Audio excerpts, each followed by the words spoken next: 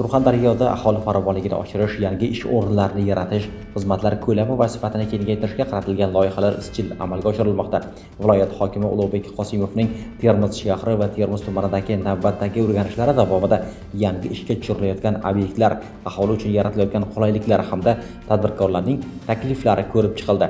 Mustaqilligimizning 35 yilligi munosabati bilan yagona vatan, yagona xalq bo'lib, yangi hayot va kelajak yaratamiz shiori ostida ezgulik challenjiga start berildi. Viloyat hokimi tashabbusni Termiz shahridagi Ammo sohili mahallasida ijtimoiy himoyaga muhtoj oila holidan xabar olishdan boshladi. Xonadonda oilaning mavjud muammolari o'rganilib, ularni hal etish bo'yicha amaliy choralar belgilandi. Jumladan, oila begasining murakkab jarrohlik amaliyoti bilan bog'liq xarajatlarni qoplash uchun vaucher topshirildi. Ezgulik challenji doirasida 150 nafar vahodoshimizga buyrak va jigar transplantatsiyasi bilan bog'liq xarajatlarni qoplash uchun vaucherlar, 600 nafar bemorga imtiyozli davolanish uchun yo'llanmalar beriladi. Shuningdek, ijtimoiy himoya reyestriga kiritilgan oilalarning qariyb 1000 nafar farzandi maktab formasi va o'quv qurollari bilan ta'minlanadi. 1200 nafar yoshlarning to'lov-kontrakt mablag'lari qoplab beriladi. Bundan tashqari, ehtiyojmand oila qatlamlariga boshqa turdagi ijtimoiy yordamlar ham ko'rsatiladi. Keyingi manzil Termiz shahrining Manguzar mahallasida tashkil etilgan kunduzgi qarab turish xizmati bo'ldi. Bu yerda farzandlar yoki parvarishga muhtoj yaqinlarni ishonchli va qulay sharoitda qoldirish imkoniyati yaratilgan. Bu esa oila a'zolarining mehnat faoliyati bilan shug'ullanishi uchun qo'shimcha imkoniyat yaratadi. Ruhiy buzilishi va aqlidan nuqsoni bo'lgan, nogironligi bo'lgan shaxslar uchun alohida xizmatlar tashkil etilishi yo'lga qo'yildi. Bugungi kunda Termiz shahar Manguzar mahallasida yangi kunduz qatnov asosida qarab turish xizmati faoliyati yo'lga qo'yildi. Mazkur xizmatga 18 nafar ruhiy buzilishi bo'lgan, nogironligi bo'lgan erkaklar jalb qilindi. Mazkur xizmatlarni tashkil etishdan asosiy maqsadimiz o'sha nogironligi bo'lgan shaxslarning bevosita ijtimoiylashishini ta'minlash va ularni sog'lomlashtirish va reabilitatsiya qilishdan iborat. Shundan so'ng shaharning Tinchlik mahallasida BYD O'zbekiston kompaniyasining yangi avtomobillar sotuv bo'limi rasmiy ochilish marosimida ishtirok etildi.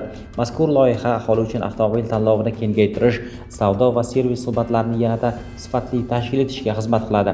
Yangi sotuv bo'limi ishga tushirilishi natijasida 10 ga yaqin yangi ish o'rni yaratildi. O'rganishlar Termiz tumanida davom ettirilib, At-Termiziy mahallasida avtomobil savdosi, texnik xizmat ko'rsatish, ehtiyot qismlari va boshqa savdo xizmatlarini birlashtirgan yangi majmua faoliyati yo'lga qo'yildi. Qiymati 4 milliard 300 million so'm bo'lgan loyiha doirasida yiliga mahalliy byudjetga 1 milliard 800 million so'm tushum tushishi kutilmoqda. Shuningdek, mazkur mahallada arzonlashtirilgan go'sht mahsulotlari yarmarkasi ham tashkil etilgan. Qiymati 6,3 milliard so'm bo'lgan loyiha doirasida 22 ta doimiy va 10 ta mavsumiy ish o'rni yaratilgan. Bu yerda go'sht mahsulotlari savdosi bilan bir qatorda avtomobillarga yoqilg'i quyish va boshqa savdo xizmatlari ham ko'rsatiladi. Mas'ullarga tadbirkorlar bilan hamkorlikda aholi uchun parhezbop va sifatli go'sht mahsulotlari savdosini kengaytirish, bunday savdo nuqtalarini aholiga qulay joylarda tashkil etish bo'yicha vazifalar topshirildi. Viloyat hokimi tashrifi davomida Termiz tumanining Uchquzil mahallasida 2,7 milliard so'mlik loyiha asosida barpo etilgan zamonaviy Termiz Javohiri dam olish maskanining ishga tushirilishi tadbirida ham ishtirok etdi.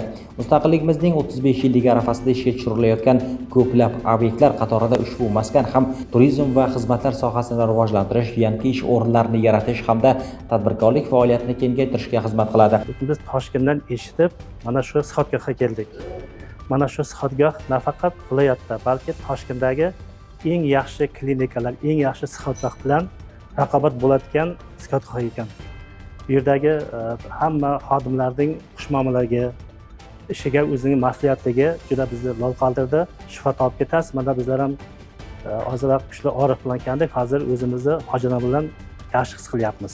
Termiz Javohir sanatoriyamiz 100 o'ringa mo'ljallangan. Bu sanatoriyamizda yodoborom, serovodorod vannalari bor, parafinlarimiz bor, kedrviy bochka bor. Dam oluvchilarimiz hozirgi kunda har qanday kasalliklar bilan murojaat qilgan, juda ham hammasi dardlarga shifo olib, xonadonlariga ketishmoqda. O'rganishlar yakunida Termiz shahrining Abdulla Avloniy mahallasida eski ko'p qavatli turar joylarni bazalt qoplamasi bilan qoplash va energiya samaradorligini oshirish orqali rekonstruksiya qilish imkoniyatlarining borishi o'rganildi. Mas'ullarga ishlarni bosqichma-bosqich va tizimli tashkil etish, sifat hamda belgilangan muddatlarga qat'iy rioya qilish bo'yicha topshiriqlar berildi.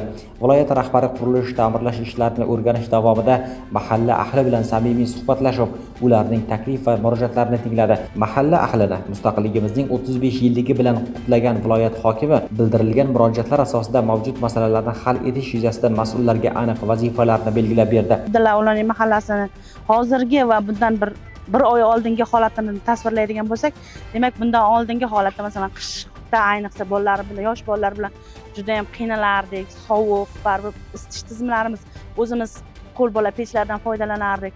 Lekin prezidentimizni tashabbuslari bilan, qolaversa viloyat hokimi Ulug'bek Berdiqobilov tashabbuslari bilan shuncha o'zgarishlar amalga oshirilyapti. Bizni hozir ko'p qavatli uylarimizda ayniqsa issiq suv ta'minoti yo'lga qo'yilishi qayd etib o'tildi. Tashqi fasadlar qayta ta'mirlanyapti. Bu esa o'zi yangi qurilgan uylardan undan kami yo'qda bunday olganda. Prezidentimizga katta rahmat. Umuman amalga oshirilayotgan har bir loyiha, har bir tashabbusning bosh maqsadi aholi uchun qulay sharoit yaratish, yangi daromad manbalarini shakllantirish, ish o'rinlarini ko'paytirish va xizmatlar sifatini oshirishdan iborat.